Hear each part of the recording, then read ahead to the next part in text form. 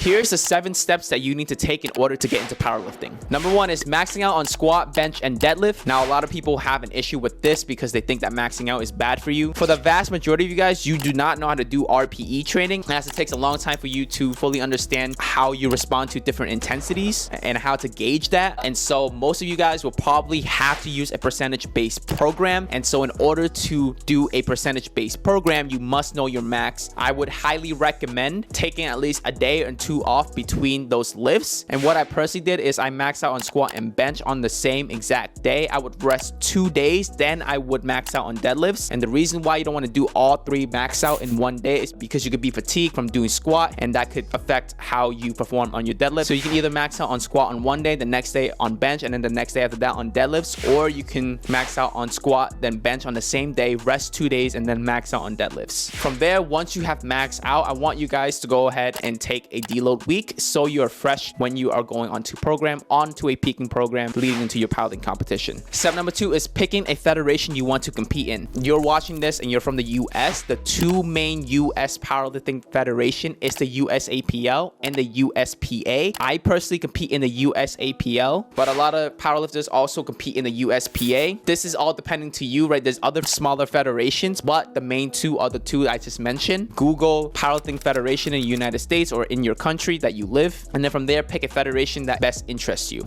Number 3, once you have chosen the federation you are interested in competing in, go ahead and go to their website and find a competition meet that you want to sign up for. Again, depending on the federation, you might not have a meet in your state, or you might have a meet nearby states. Typically, again, in the USAPL and USPA, they have a lot of meets around the whole entire nation of the United States. Then I want you guys to go ahead and sign up for a membership for your federation. For the USAPL, it's $60 per year. If you are gonna sign up for the USAPL, I would highly recommend, if it is towards the end of the year, to sign up in November or December. If you do in October, the membership's gonna expire that same year in December. But if you sign up in November or December, then it would transfer over to the next year. And that is for the USPL. I don't have any other experience with other federations. Step number 4 is to find a peaking program. Now, there are tons and tons of peaking programs out online. I would recommend going to liftingvault.com. That's lifting, VAULT.com, and search up peaking program, powerlifting peaking programs along those lines, and then starting the program that leads into your meet. Make sure you have room for a taper week as well. It should be built into the program if it is a proper powerlifting program. I personally recommend anything by Calgary's. Calgary Barbell are extremely good programs. If you want a good peaking program, then try out his 8-week peaking program. Calgary's 8-week peaking program, you want to make sure you're 9 weeks out from the competition because you want to include a week for taper as well. Taper is also included in his program. So for example, if your powerlifting competition is the first week of October, then you want to count out 9 weeks backwards, which will put you in...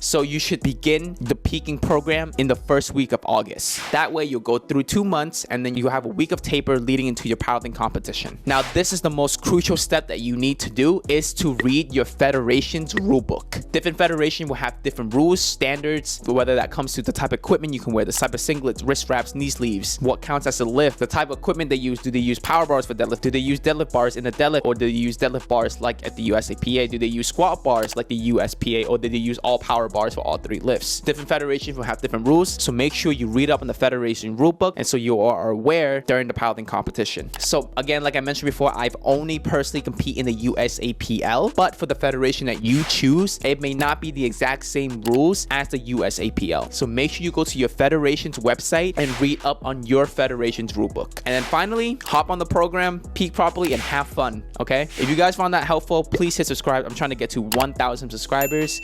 Peace.